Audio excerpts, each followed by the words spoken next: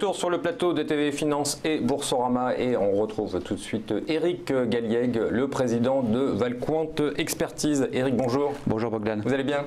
Très bien, merci. Allez, très rapidement, le compte-rendu de la semaine. Alors les performances négatives, donc on est effectivement engagé dans un début de correction peut-être ou probablement avec une baisse qui est limitée à 1,5% seulement pour le CAC 40, moins d'1,5% pour les actions américaines, c'est donc une baisse assez limitée, mais c'est l'euro qui a donc corrigé, qui baisse à nouveau de près de 1% encore avec 1,17 contre dollar, donc c'est aussi un phénomène important de cette semaine. L'actu de la semaine maintenant. Alors l'actualité de la semaine, c'est bien sûr l'Italie. L'Italie avec cette fameuse coalition improbable qui finalement a réussi à constituer un gouvernement et un président du Conseil inconnu qui va essayer de gérer cet attelage très très improbable avec effectivement un potentiel... Personne n'y croit hein, quand même. Personne n'y croit vraiment. Je crois que la vraie probabilité finalement de la durée de vie de ce gouvernement est très très limitée probablement, mais quand même on est dans le cas de figure qui, il n'y a pas très longtemps, était considéré comme le scénario du pire en Italie, au cœur de l'Europe. Un gouvernement populiste qui, il y a encore quelques semaines, souhaitait sortir de la zone euro et qui va donc mettre en œuvre des mesures extrêmes, en quelque sorte, le revenu universel, l'abaissement de l'âge de la retraite, l'expulsion de 500 000 étrangers. Enfin bon, on se frotte un peu les yeux. C'est bien sûr négatif. Alors, je recevais des gérants solidaires, c'est plutôt sympa. Oui. Un peu de solidarité. Oui, un peu de solidarité, mais quand même, c'est par rapport à la bourse ou au sujet qui nous importe, c'est effectivement quelque chose de très négatif, effectivement. Donc c'est un premier point bien négatif. L'information suivante, c'est Trump qui n'aime pas les voitures européennes.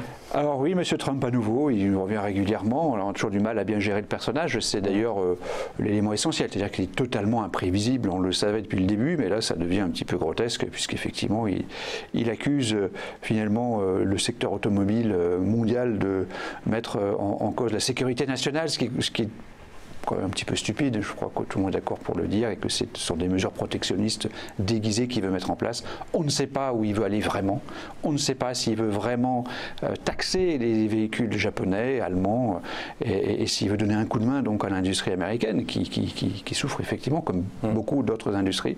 Mais effectivement, il s'étonnait de voir beaucoup de voitures allemandes devant sa tour à New York et très peu de belles voitures grosses américaines.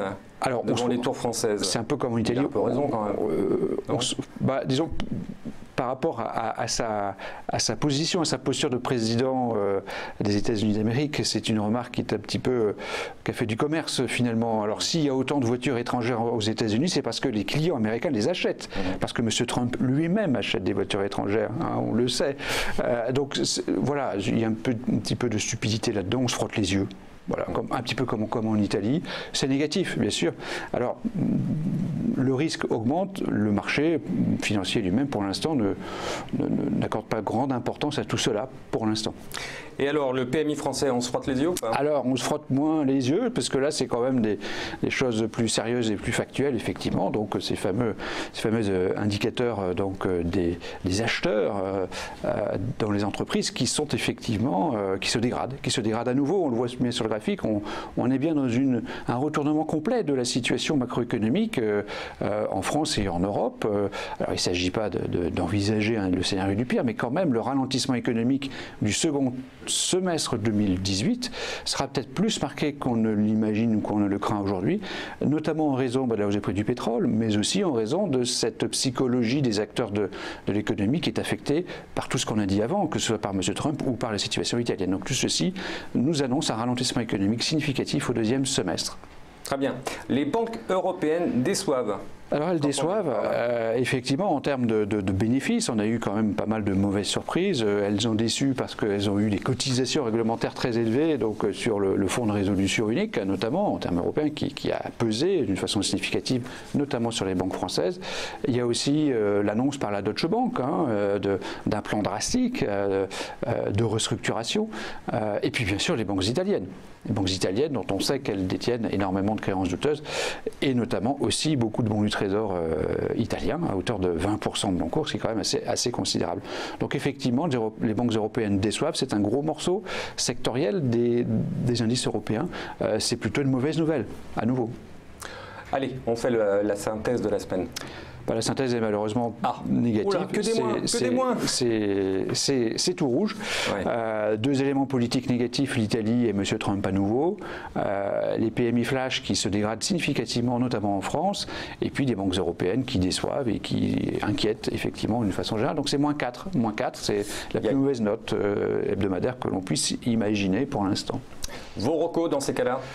Dans ces cas-là, nous considérons que le tout début de correction qu'on a pu observer depuis quelques jours est parfaitement justifié et on envisage donc une correction plus importante, pas dramatique, mais 5%, c'est quelque chose qui nous semblerait complètement justifié. Donc nous proposons, comme depuis plusieurs semaines, à nos clients donc, de réduire les positions actions, de prendre les bénéfices. Mon week-end, c'est ça? Pardon? Vous voulez me gâcher mon week-end? Pas du tout. Il s'agit effectivement de prendre des bénéfices, puisque finalement on a eu une belle période, et que, à nouveau, la dégradation du scénario milite pour une correction de 5%, peut-être plus. Éric Galliègue, très prudent pour ce week-end. Éric, en tout cas, merci beaucoup. Bon week-end.